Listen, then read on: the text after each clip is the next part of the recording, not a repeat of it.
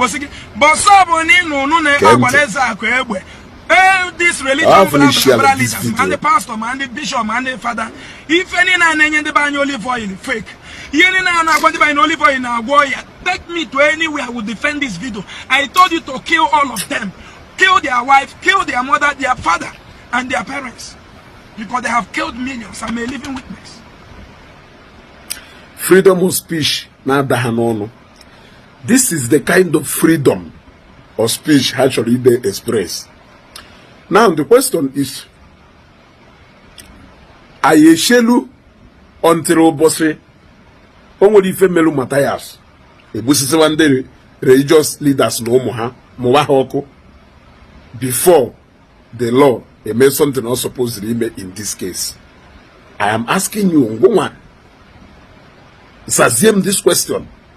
So many utterances and I'm going on with the highest level of illiteracy within any hands of just look at in this 21st century kamado put na Facebook no na Facebook poge pono on eme ha pogo ha pogo obolo ha osini ike gbagota n'afọ osina afọ ba n'ọnụ ya osina ọnụ ya na-aga n'obolo ya ọ na-anyụ sisizi ife nweghị isi ụfọdụ n'ime ha ama the enormity and the gravity of ife ha kwuru n'ọnụ until he kucha even ha kucha ya ha ama until he may ha ka the level of what they have said.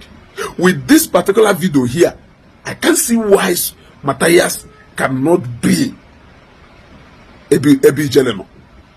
Can you feel battle na Mathias aya and Ebe Jeleno with this kind of video? With this kind of video. Ebo na gwando mwado no unwi family ye. CJ busisi and the pastor. Busisi and the religious leaders no mo ha na nwunye ha same way hoko. So now ajona majujua last time say Dr. Chika kunyiri kelonye bulie Odaluke kelonye bulie Ezebi kelonye bulie on the pastors bulie. So mmadu no katazie nwe ko si dakaiwa a victim of stray mbo or no nwe ko si we dakili ife or no nwe personal matter nwe with some people nda we bia ro no ye matter. So ndoka ebunisi all this alarm ono na create na Igbo oku awugo bono ko ya agba the likes of us because no way if I melu oku im oku a ono na support ka amaye na Igbo ka ogbawa mgbe ono oku a ya agba o ye bido ebe ono no before we lute ebe ai no mind ya na ifunu na ekwu n'onu mind ya na ifunu na ekwu n'onu. Freedom of speech mean that you should start infringing on other people's rights. It doesn't mean that you should start suppressing other people. It does not mean that you should start inconveniencing other people. This kind of woku Mathias Ikuleba na daga. This kind of woku adona ethnic war. Odona tribal ogo. Odona ogo country to country. Yes. Also nife kosula ogo. Ndelo Rwanda.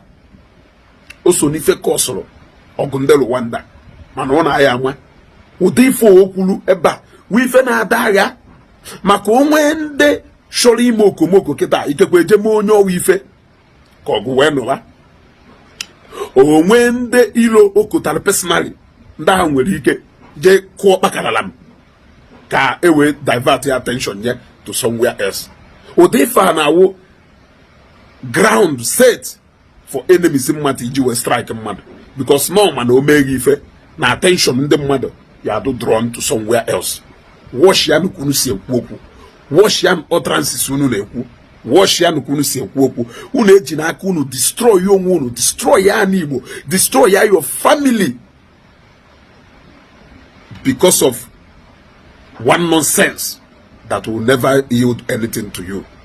Ema na nkwukwa ona si na ma na ekwuka bo nkwukwa ona si na ma na like ka ikwu ka o wewo na na-ekwu okwu wolu na ilu unu kweso n'ọnụ ke video Mathias ya igecha ya ama no fado ya sego ti the video ka odo complete maka na some people amaghị ife gba m ife mmadụ nwere ike ikwukata n'ụwa we nwike we utter this kind of thing ti the video ka odo complete so na nke ịnụla ịnụ ife okwuru odo ha very clear na ntị akụkọ ọnwụ na nkọgidolu wee sịrị na onwe ife melumechi niile ọnwụ na-egbu mechi na eguje jide Mathias tosi mmata akụkọ niile nkọrọ amụhụ na it is possible that anything can happen to me in a Nigeria where you can just wake up to a new news or wake up to another news wey gosi wedo onye mala asụ nya sụọ n'odo onye amaghị asụ nya sụọ n'igwe onye amaghị asụ nya sụọ n'ana wuru na ilu ụnụ gụọ ezu n'ọnụ ana Igbo ha ụnụ na-achọ ka ọ gbaa aghara o ya ebido ebe ụnụ na wee gbaa aghara before si ebe ụnụ nọ na-apụta